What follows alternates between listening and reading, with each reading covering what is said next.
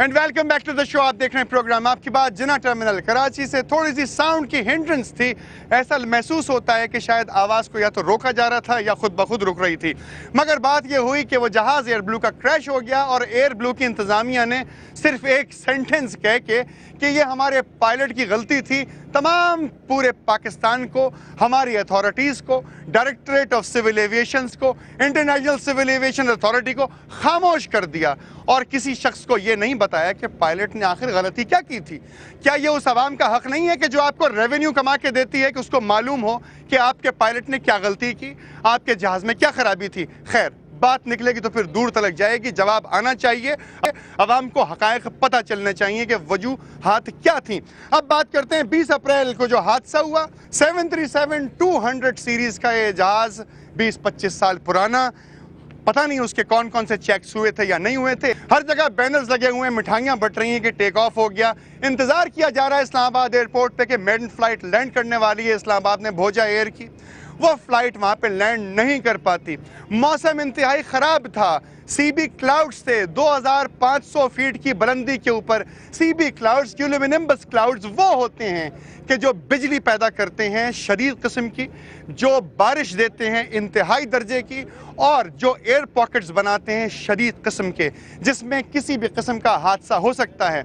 अब ये नहीं मालूम कि रेपुटेशन का मसला है, एयरलाइन खुद जहाज़ को पहुंचाना चाहती है सही टाइम पे, क्योंकि पहली फ्लाइट अगर लेट आएगी तो आइंदा क्या होगा। वहाँ पे जो लोग उसको खुशी से बामसरत रिसीव करना चाहते हैं उनका क्या होगा, पैसेंजर्स का क्या होगा, ये तमाम बातें हैं।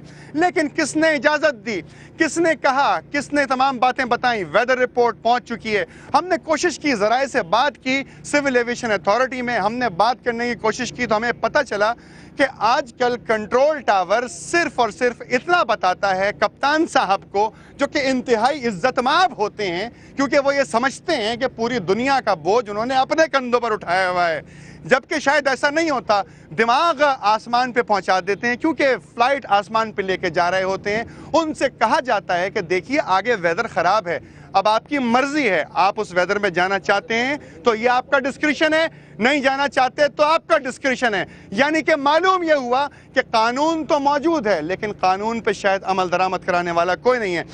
मेरे साथ फैमिली मौजूद है, सज्जाद अली रिजवी और सानिया अब्बास की, कि जो उस एयर क्रैश के अंदर इस दुनिया से रुखसत हो गए। इनकी शादी हुई 28 मार्च को, 31 मार्च को वलीमा हुआ। ज़िंदगी भर के लिए इस दवाज में मुंसलिक हुए थे। शायद परवरदिगार ने इतनी मोहब्बत पैदा कर दी कि उन्होंने हमेशा साथ रहने की कस्मों को बिल्कुल सच कर दिखाया और वो साथ ही इस दुनिया से चले गए। उनके सोगवार ख़ानदान वाले हमारे साथ मौजूद हैं। हैदर अली उनके भाई मौजूद हैं, अब इब्ने अब्बास साहब मौजूद हैं, चांद बाबू साहब भी थे उसके अंदर। हम कोशिश करेंगे उनके घर वालों को बुलाएं, लेकिन captain discretion, civil aviation authority का रोल, वेदर रिपोर्ट, क्या लोगों को किसी एक शख्स के फैसले पर मरने दिया जाए? ये वो लोग हैं कि जो एयरलाइंस का ब्रेड एंड बटर ही नहीं बल्कि उनकी लग्जरी भी होते हैं। बात का आगाज करेंगे कौकब इकबाल साहब आपसे, किस तरीके से कवानीन फॉलो होंगे, डायरेक्टरेट सिविल एविएशन क्या कर रहा है? नदीम यूसुफ जई साहब को कांटेक्ट करने की कोशिश की गई, फोन नहीं उठाते, बात नहीं करना चाहते किसी मौजू पर। किस तरीके से देख रहे हैं आप ये मामला? सबसे पहले तो मैं पूरे पाकिस्तान के लोगों की जानिब से इस अज़ुनाक हादसे पे जो लवाहिकीन के साथ ताज़ियत का इज़हार करता हूँ। और ये इतना बड़ा हादसा जो कि 2 साल के बाद ये एयर ब्लू के ये पेश आया है, ये मुतवातर साल के बाद, कि मैं समझता हूँ 2 साल के बाद ये हुआ है, कि इसके ऊपर जितना भी कहा जाए कम है, जितना अफसोस किया जाए कम है। और इसकी जिम्मेदारी तमाम डिपार्टमेंट, अब सिविल एविएशन अथॉरिटी है वो एयर ब्लू बोझा पे डालेगी। असल कसूर जो है ये देखा जाए, क्योंकि एयरलाइन को किसने इजाज़त दी कि ये पुराने बोसीदा जहाज़ वो चलाए? उसको कौन क्लियरेंस देता है? लाइसेंसिंग अथॉरिटी ये क्या काम कर रही है? फिर उसके बाद जो है वो टेक्निकल जो इनका एयर वर्दना डिपार्टमेंट है सिविल एविएशन का, वो किस तरह इसको क्लियरेंस जारी करता है कि टेक ऑफ कर सकें। फिर एयरपोर्ट से ही पता चल जाना चाहिए कि वेदर वहाँ का ख़राब है, उसको यहाँ से टेक ऑफ करने की इजाज़त क्यों दी गई? ये सवालिया निशान है। और मैं समझता हूँ कौकब इकबाल साहब, सिविल एविएशन अथॉरिटी के बगैर कोई जहाज टारमेक पे मूव कर सकता है 1 इंच भी? सवाल ही पैदा नहीं होता। मैं जी बिल्कुल सही बात है। यहाँ सेफ्टी का बड़ा फुकदान है, सेफ्टी को कोई फॉलो नहीं कर रहा है और अयाटा जो है बिल्कुल खामोश है। मैं ये अपने इख्तिदार के अबाब से ये पूछना चाहता हूँ कि वो अयाटा कहाँ है? बगैर अयाटा की परमिशन के ये जहाज क्यों फ्लाई कर रहे हैं? और इनको फ्लाई नहीं करना चाहिए और सेफ्टी रूल को बिल्कुल सो गया है। और ये किसी देखे साहब, भाई साहब, अगर आपके पास पैसे हैं, आपके पास नोट लगे हुए हैं, आपके पास फाइनेंसर मौजूद है, तो आपको कौन रोक सकता है यहाँ पर? आज देखें, आज इतने प्यारे प्यारे लोग इस दुनिया से चले गए, वो माएँ, वो बहनें, वो उनके अजीज और क़राब कहाँ जाएं? किसके जरिए? हम गवर्नमेंट ऑफ पाकिस्तान से ये मुतालबा करते हैं कि फौरी तौर पर इनको 10-10 लाख रुपए दिए जाएं। इनको या तो सिविलिशन दे या कोई और दे। मैं समझता हूँ कि 10 लाख रुपए कम है, इनको फौरी तौर पर ये कानून मौजूद है, ये सिविल एविएशन का मेरा अपना बनाया हुआ कानून नहीं है। सबसे पहले देखें कि लोगों को मालूम होना चाहिए कि कंज्यूमर एसोसिएशन ऑफ पाकिस्तान ने काम किया था एयर पैसेंजर्स राइट पे। आज तक जो है वो एयर पैसेंजर्स राइट के लिए हमने सिविल एविएशन से कहा तमाम एयरलाइंस का फर्ज है कि वो आपको आपके हकूक से आगाह करें, मगर किसी एयरलाइन ने अपना जो है ये फर्ज नहीं समझा कि वो अपने जो मुसाफिरों के हकूक से आगाह किया जाए। नहीं करना चाहते आप? नहीं करना चाहते। अगर मुसाफिरों को उनके हकूक के बारे में मालूम हो जाएगा तो वो उनका गिरेबान पकड़ेंगे। पहले मैं सोगवार खानदान से बात करूं, आपसे बात करना चाहता हूं।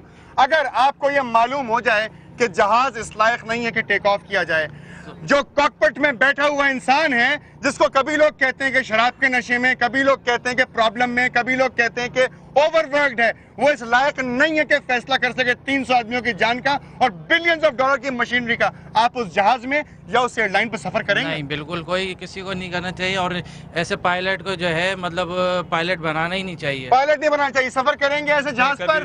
कभी भी नहीं कर सकते। चाहते हैं आप लोग कि आपको मालूम हो कि एयरलाइन और जहाज और पायलट इस लायक है कि सफर किया जाए या नहीं? बिल्कुल होना चाहिए। होना चाहिए। किसकी जिम्मेदारी है कि आपको बताए ये सब कुछ? सिविल एविएशन की जिम्मेदारी है। हैदर अली मौजूद है, लवायकीन की बात है, हैदर अली मौजूद है, अपने भाई की पिक्चर अपने हाथ में लिए हुए, शादी की फोटोग्राफ है, हनीमून पे जा रहा है कपल, उसको नहीं मालूम कि वो शायद आखिरी मर्तबा रुखसत हो रहा है किसी एयरपोर्ट से।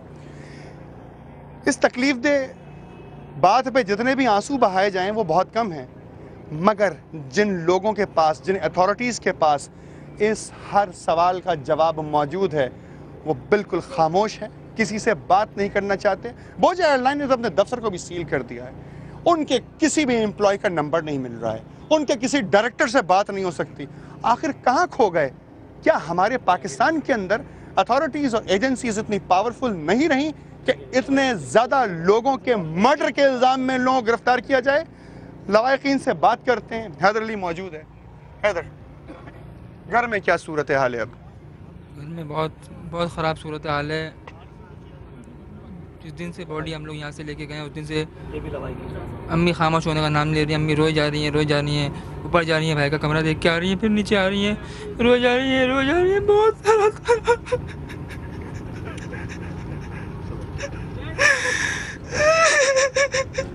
हैदर,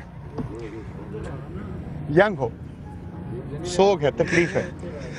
हैदर, किससे शिकायत करना चाहते हो इस वक्त? किससे बात की जाए? कौन देगा माँ के बहते हुए उन आंसुओं का जवाब? है किसी के पास? कोई नहीं दे सकता, कोई नहीं देगा। इतने बस आप भाई हैं, आपके भी भाई थे, सज्जाद, भाभी थी आपकी। अब इस मसले पे कोई बात कहना, मैं समझता हूँ कि 12 टीवी पे ये तमाम प्रोग्राम नशर होता रहा, देखते रहे लोग। हमने कराची से इस्लामाबाद तक सफ़र किया और वहाँ पर एयरलाइन की बेइज्जती ये थी कि उन लोगों ने किसी किस्म का हमारे साथ कोई ताउन करने की कोशिश नहीं की। बोझा एयरलाइन ने बात भी नहीं की आप लोगों से? नहीं। मोहम्मद अली साहब वहाँ पे एयरलाइन के कुछ करता हैं जो मेन है, मोहम्मद अली साहब इस्लामाबाद में, उन्होंने कहा मैं पेम्स जा रहा हूँ और आप वहाँ पे तशरीफ़ ले आइए।